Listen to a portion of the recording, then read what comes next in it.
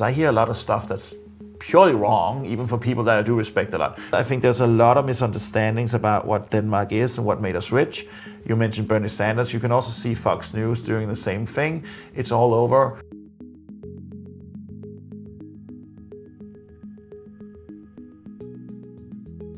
The word socialist often gets thrown around about Denmark's economy. The Democratic presidential hopeful Bernie Sanders celebrated the country for its high taxes, effective public services, and happy citizens. Yet at the same time, the country also has strong property rights, a thriving market economy, and as well as private sectors in things like healthcare and education. In fact, one former Danish Prime Minister, responding directly to Sanders, said, "Denmark is far from a socialist plan economy. Denmark is a market economy." Welcome back to the IEA Podcast. My name is Matthew Lesh, and I'm the IEA's Director of Public Policy and Communications. Each week, this podcast asks a tantalizing policy question. Today's question is, what is Danish capitalism? To discuss, I'm excited to be joined by Dr. Stefan K. Sløk-Madsen. He's the head of education at the Danish economic think tank CEPOS, and he has a background before that in tech and private equity, as well as being an extensive author and public intellectual. His recent book, Danish Capitalism in the 20th Century, is what we're going to be focusing on discussing today. So welcome to the podcast. Thank you for coming in. Thank you for having me. Always great to be in London. I'm wondering, what inspired you to write this kind of very broad introduction to Danish capitalism and write it in English as well? So it was actually the publisher, Palgrave Macmillan, who came to us and asked, can you do an academic, very thorough in terms of sources, introduction to how Danish prosperity came about?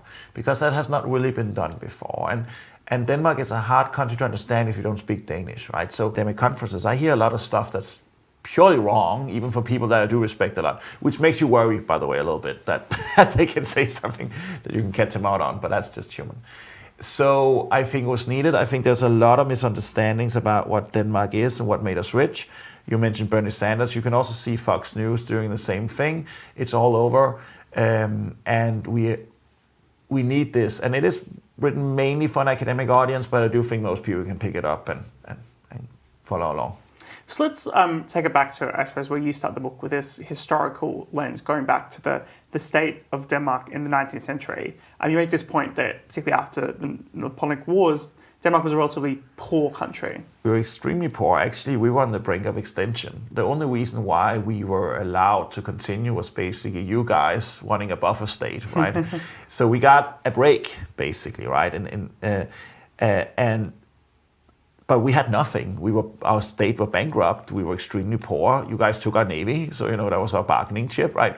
We used to be an empire. We still consider ourselves an empire. So we had a lot of ethnic splits and diversity. We had some colonies, and we had a German minority, and so on. We had lots of issues, but we had nothing going for us. So what we did we decided to take this lucky break that we were allowed to continue. And remember, this is a time when lots of European states disappeared. Germany is unified, Italy is unified, and so on.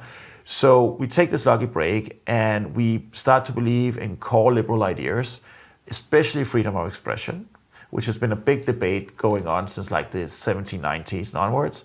But also later on in the century, freedom to trade. We revolutionized the entire society into a market society with a big law reform in the middle of the century. We other core like classical liberal ideas like freedom of assembly, freedom of contract, these kind of things, and that made us really rich. Now there's an interesting sort of parallel here where we got really rich in the next 100 years. Politically, it was sort of like back and forth a little bit. We actually at one point had a conservative dictatorship and so on, but economically speaking, it was a huge success. So when does it start to transform? Is that into the 20th century period? Is it the kind of the late 19th century when some of these policies come to fruition? So the biggest growth period of Denmark was from the 1870s to the 1920s. So in the 1920s, so 100 years after the period we're talking about, 100 years after the Napoleonic Wars, we were per capita one of the richest countries in the world, which is amazing. It's an amazing story because we have nothing, basically. Like we didn't have any big natural resources. We had several times had to change our agricultural. We lost the war to Germany, the Second Slave War, which basically cut a third of the country and some of the main industrial and agricultural areas, right? So we had lots of setbacks, but we still managed to get there. So Denmark is a story about the power of liberal ideas and what they and how they can inform good policy making. So I'm interested in unpacking this a bit because there's a lot said in the, I suppose, different claims within the literature about why nations succeed and fail. And you have this different perspective that a lot of is driven by things like geography. You have strong geography, strong natural resources. Maybe that's like the guns, germs, and steel theory of the world versus the kind of more institutional theory. It's about the make up the institutions. In the sense you're very much on the latter element of that in terms of like the ideas and the organization of the state and the organization of the economy, which then drives the economic development. Yeah. So basically, I'm actually a little bit even before that step. So I'm very much influenced by Dieter McCloskey and her idea of Innovism, which is saying that capitalism is sort of the wrong word because it focuses on capital, whereas that's not really the important things. We have had capital-intensive economies before. What's important is that you have a climate, an institutional climate that are informed by classical liberal ideas, especially freedom of expression, where people are motivated and able to bring new ideas to the table and get credit for that. And so that's very much how I explain why we became rich. We had a couple of things going for us before that. We had a high pre-existing trust level. We had high literacy rates because of our Protestant religion and so on. But basically, this is a testimony to the power of ideas that then creates good institutions. I wonder if you want to go into any more depth there in terms of what the key policies were that I suppose enabled that innovation, those ideas to develop in that period of essential growth, but 19th into the early 20th century. So we had a big law reform, which under a period of relatively like about 4 years, changed us from being a feudal, mercantilistic economy into a free market economy where people could set up shop and all these kind of things that we take for granted today, but which wasn't for granted in the past. In the past, you would inherit your job. You were not allowed to make another blacksmith. Like there was one blacksmith that was passed on and so on. So we changed all that. Now the price for that, and this is really interesting because trees don't go into the heaven as we say in Denmark, right? The price for that was of course a national income tax, right? Which ultimately you can argue leads to the creation of the welfare state too. But I think that's what actually makes Denmark an interesting case is that Danish policy, even going further back, has always been a trade-off policy. We always know that you give some to get some, right? And when we do things right in Denmark, we manage that quite well. And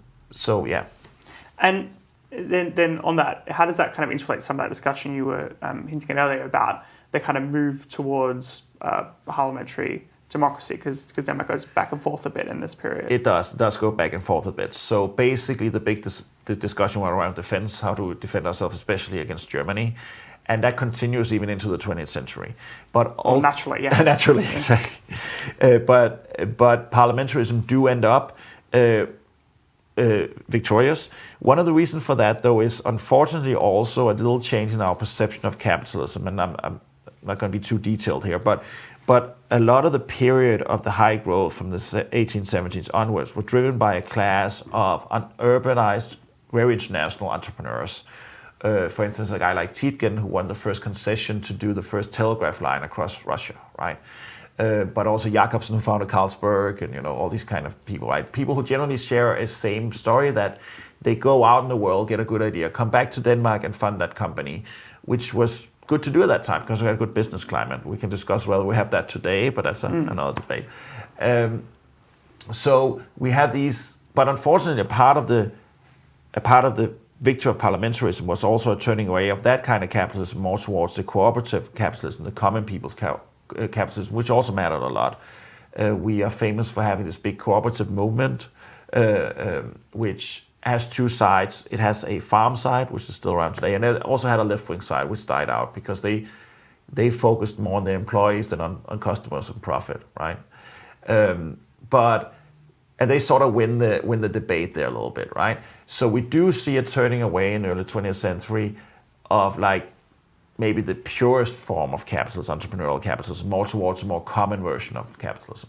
And I'm interested in what you think in terms of how this compares, I suppose, to other Nordic countries, to some of your neighbours like Germany, or even to the UK and the US at this point.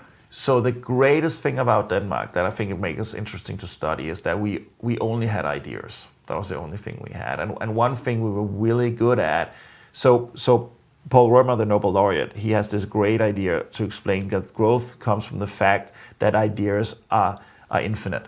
Like I can come up with an idea and you can do the same thing, and whoever does it best, it's not like, a field where you can only have a certain crop on and so on, right? And so we basically managed to design a business climate where people could go out and get ideas and come home and implement them in different ways. And I'll tell you what, in that sense, we're sort of like the Chinese, right? Like, that's what most Danish companies did back then. I mean, even NovoNordisk, which a lot of people talk about today, the 19th biggest company in the world in terms of market size. I mean, so the story between them, classic story, sort of the end of this period, they founded in 1923. He wins the Nobel Prize in medicine for something else, goes to Yale University, gives a lecture, hears about somebody having developed insulin in Canada, goes up there, convinces them that he can take it back to Europe and fund the company here, right? Classic story. He finds some technology, implements it, and now it's the 19th biggest company in the world, right? So you don't exactly need to be at precisely the forefront of all the extreme innovation. And this is actually where I think the UK economy perhaps struggles today to some extent. We have this sense of the UK needing to invest in R&D to create new innovation, but a lot of it is actually just taking innovation elsewhere and taking the best, being open to the best of the world in order to catch up and be in the top part of global prosperity. Exactly, that's one part of it. Another part we also have to mention about these kind of entrepreneurs at that time period were that they really did believe in the bourgeois virtues that Dieter McCloskey talks about. I mean, we can find sources where they're basically referring to these virtues, right? I mean, which is amazing. It sort of proves a point. And one of them they were quite patriotic. I mean, they did like Denmark. They wanted Denmark to be something other than Germany and something other than Sweden and so on. So they also had that drive. There is a nationalistic or patriotic drive there, which I don't think is a bad thing if it's directed towards making your country richer. I mean, that's good, right? So kind of got to the 1920s, you then hit the 1930s, global depression, war, occupation. And then I suppose what Denmark is most famous for, which is its welfare state. So I wonder if you talk us through how we get from kind of relatively prosperous capitalistic country that you said had these kind of collectivist undertones to that famous sense of where a lot of people still view Denmark today in that kind of post-war era. So the way I explain it is that I use a theory called institutional logic. So an institutional logic is the dominant logic as to how it designs institutions in society. And we used to have a liberal institutional logic dominating. However, because of the utter failure of the state during the Second World War, and they failed because, what was the purpose of the Danish state basically at that point was to keep the Germans out, right? That was the whole point, right? And they failed completely. And then we get this period in the 50s where we're actually sort of like lagging behind economically. We get very powerful special interest groups from the labor unions, but also the agricultural sector, who wants to use the state for something. We are highly influenced by Keynesian ideas, the Belvedere Report, and these kind of things. And then when we do get the 60s upturn, these people turn to redistribution. And what I argue in the book is that actually becomes sort of a national tradition because the social logic of institutions take over. And instead of having social reforms to benefit the market, you now get market reforms to benefit the social sector. Now, this goes horribly wrong very early. When I was born 41 years ago, we were this close to becoming administrated by the IMF, right? Because there's a very famous quote saying by the budget minister at the time, who was a social democrat, saying, "We're looking into the abyss," right? So that starts us on a period of reforms. So tell me more about how it gets to the abyss, because I think the story usually outside of Denmark is very positive about the development of the welfare state and something that's sustained today. What were the list of policies that led to that kind of disaster? Basically a very, very generous aid law, which took so long to implement that by the time it was actually implemented, it was already obsolete, but it was extremely... What do you mean, aid to... welfare law, you could call it. So yes. we call it bistandslån in Denmark, right? So we would call it the aid law, I guess, in English would be the best translation of it, which was extremely generous, right? And that was, of course, that couldn't last. And at the same time, we also... So was this generous to people who are unemployed? Yeah. And therefore it kind of encouraged people to stop working. Exactly. Where there weren't proper requirements to get people into the workforce. Yes. So that it stimulated unemployment and massive government expenditure. Exactly. If you have fewer workers paying for all that, it's a bit of a disaster, yeah. And we still have few workers paying for it. So one thing that's really important to understand about the social welfare system in Denmark, if I can jump ahead to where we are now, because if you think this is a very important data point, two very important data points, is so 59% of Danes are net recipients of transfers, all right? So the welfare state in Denmark is not, the majority paying for a small minority that can't take care of it. No. It is classic public choice. It's a majority. It's universal, it's benefits. Exactly. And if you look in terms of tax payments, our top 1% income earners pay about 10% of the entire government spending, right? Top 10%, 30%, right? And at the same time, we now have, which is a huge development that happens from the 1960s onward. So in 1970, 1/3 of voters were either mainly reliant on recipients, on transfers or public employees, which is obviously up a lot from the early part of the century. Now it's 2/3, right? So it's also hard to sort of change this around, which creates some interesting challenges today. So we go through this period of welfare state expansion, and then I suppose some of those benefits are pulled back a bit to make it more affordable. But still, today Denmark has, and this is where I think it does get a lot of attraction, even in the UK and the US, and perhaps more legitimately so, saying, well, Denmark's very prosperous, but they've got a relatively high taxes and relatively high government spending. Well, we are prosperous so we can afford the welfare state. We're not prosperous because of the welfare state. This is a very important causality here. And I think even people on the left admits this now. I mean, if you look at something like educational spending, we not only have free education and free university degrees, we even pay students to attend class, right? So it's extreme spending. Well, since the 2000s, we have had a tripling in terms of master degrees. All of those have just gone into working in the public sector. It just made the sector more expensive, right? And they pushed out people with lower level of education who might actually be better at doing those jobs, right? People who are trained officers and so on, and trainees and so on. So we are now at a sense where, because we are so good at capitalism, we can afford to make some very obscure and even insane policy choices once in a while, right? I don't think that should be emulated. I think our openness should be eliminated. It should be copied instead. So is effectively the argument then that in the early 20th century, Denmark established as a very successful kind of liberal economic model. That's what delivers the prosperity. It then goes too far in the welfare state direction, but doesn't completely destroy those kind of liberal market institutions, and that enable the prosperity. And I think you got this point that a lot of Danish businesses are actually quite old. They're almost from that period. It's extremely important. So if you look at our 25 biggest companies, almost all of them are 100 years older, right? So, and that should tell you something, right? Because if you then look at the companies that has become successful, young companies become successful, so our unicorns, for instance, so those are companies that valued over $1 million, right? It's the definition. Billion. We created 7 of those in the 20th century. All of them has moved, right? So we're a great company. So for a period, we weren't even a great company, a great place to form companies towards the end of the 20th century. That was fixed by the right-wing government in the early 2000s. But we are a horrible place to grow companies because of two things now. Because of extreme taxation, the de facto marginal tax rates on capital gain in Denmark is 85. Wow. Yeah, because of double taxation. I would move my business right out of Denmark if I was going to make any money whatsoever. Exactly. Yeah. And if you then add with the fact that companies today are almost born global, right? You get global venture funding more or less right away if you're successful, right? This is a huge issue because the companies that are right now paying for prosperity, like NovoNordisk, Lego, Maersk, Coloplast, all these kind of, are old, right? They're old. And they're in Denmark for various reasons, most of them legacy reasons probably. But we need that teenage area. We need to be a good place to be a teenager as a company. And I think that's a main policy issue. Now, taxation is one way to fix that. Another way to fix it is, tie you to the mast in certain economic policies, right? Yeah. But that's a big issue. And I think that's a lesson from history that Danish politicians need to understand.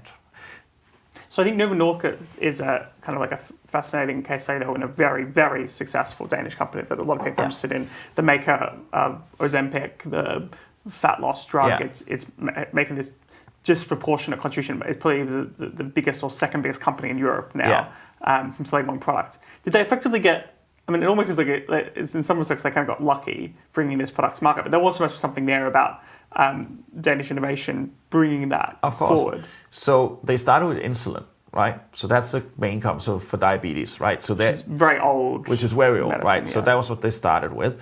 And actually, the funding story is, again, perfect example of this. He goes abroad, gets the idea, get it back home. He gets local funding from knowing another guy who runs a company called Leo Pharma that's still around today. That's why their first insulin product is called Leo insulin, right? So he got like local funding from another, probably also center-right, liberal kind of minded person, right? He gets this funding. Then some stuff happens when he disagrees with some of the people he works for and stuff. That's a little bit too detailed to get into here. And then, so they invest in insulin, they invest in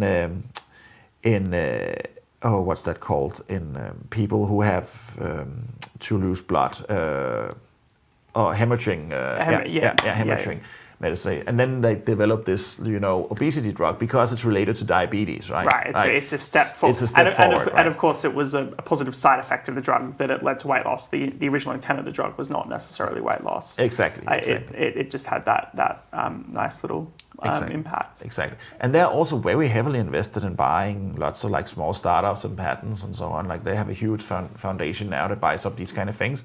So I think they're quite secure for the future. And there is something, I talk about that in the book as well. I'm a big believer in the Lindy effect. So the Lindy effect is that the longer something humanly conceived has been around, the more likely it is to last, right? But even with that, companies do mess up, right? So we cannot, as a small economy, rely on these couple of really great companies. We do have to make sure that young companies are still founded, right? So your kind of like final descriptor for Denmark, and the subtitle of your book is Innovistic Mixed Economy. Yeah. I wonder if you kind of take us through what that means, bringing this all together. Yeah, so Innovism is the idea of saying that capitalism doesn't really explain what capitalism is, the word, because it focuses too much on capital. McCloskey's insights, exactly. So, it's a matter of ideas informing mindsets, informing institutions, right? Now, the mixed economy is because that's what we are. I mean, so over 50% of our gross domestic product is publicly spent, right? So that would make us a mixed economy, right? And you can talk about why we are there and why there's many different reasons for that. I think a lot of Danish people are not really aware of how much taxes they're paying because they're just the way it works in Denmark is we have source taxation. So before I get my paycheck, my employer's already paid the taxes, right? So I don't really get to see it. Well, I can look it up, but de facto the money that hits my account has always been tax deductible. So I think a lot of Danish people are not even really aware of how much that's actually being spent that way. However, one thing that I think is changing now, which is really great, is that we realize that we cannot keep just pouring more money into the public sector. We need more markets there, right? So I think we're going to see some, even in the sectors that are the closest to socialism, right? We don't have socialism because there's no government monopoly of the means of production anywhere, right? Even in education, as you said, and healthcare, there are private alternatives. I think we're going to see a lot more competition and privacy there because that's how we're going to fix this thing, right? And one last thing that I think is also very important to mention in all this is that we are the nightmare that Marx envisioned, Karl Marx, the founder of Cal. Like he says several places that the worst thing that can happen for the communist revolution is a system where the workers get so rich and sort of bought up that they de facto become capitalists and no longer want the revolution. That's exactly what happened in Denmark. Danish employers recognize people's rights to strike, but the unions and the Social Democratic Party recognize the employers' right to control the means of production.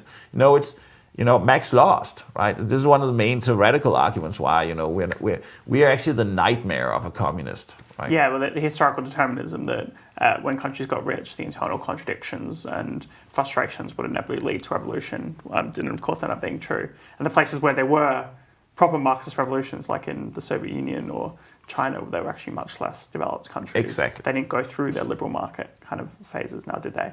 So what should we take away? What can we learn from Denmark? Because I think life sounds great, right? Yeah. It's the sixth richest country in the world. Some public services are probably much better than delivered than in the UK. You have some major successful, still somehow innovative companies, despite being so historical. Yeah.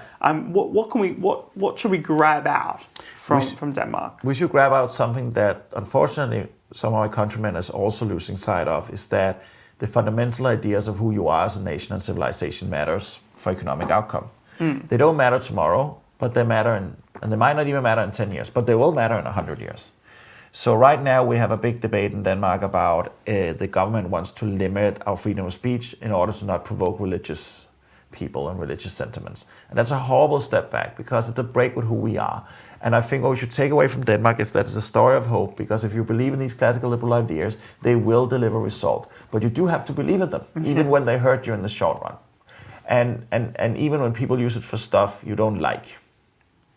And then I suppose that kind of dovetails quite well to what do you see as the future of Danish capitalism? What are some of the, I suppose, points of opportunity and that you can see coming forth? So I am a big advocate for something I called a renewed discussion about patriarchal capitalism. I do think countries in Europe should have a fundamental discussion about what capitalism means for them, because capitalism is always nationally embedded. And this is not a matter of just doing everything businesses want. It's definitely not that. But it's a matter of deciding what kind of playing field can we make the market work for the kind of nations that we want, right? Because there are trade-offs involved. One of the great trade-offs, I think, in Denmark is that we have one of the most liberal retail laws in the country. I mean, in the world, sorry. You can basically do anything, be open when you like and all this kind of thing. Except for one thing. You cannot build a store over a certain size. So we don't have any hypermarkets like Walmart and Carrefour and so on. And that's, if we did that, we would lower consumer price in an average with 2%, right? But it would also lead to, closing of local communities and so on. So here we have done a trade-off. With open eyes said, okay, we can be a little bit poorer here because we want to prioritize that. Now that's fine if you do it with open eyes. And I would very much welcome a national capitalism discussion in all countries. I think that's something that we need. There's no doubt capitalism is the greatest system and the greatest creator of wealth and success, right? So how do we make that work great for us? Well, Dr. Stefan K, Sløk-Madsen, thank you so much for joining the IEA podcast. If anyone is interested in learning more, I do recommend them your book, Danish Capitalism in the 20th Century, which is both a academic and accessible introduction, particularly in English, which I think is quite rare, since we often only hear second or third hand. And I think the situation you painted today is far more complex and nuanced and interesting than what's often put out on in the political realm. If you are enjoying the IEA podcast, please do subscribe on your chosen podcast provider. If you'd like to learn more about the IEA's work, just visit iea.org.uk.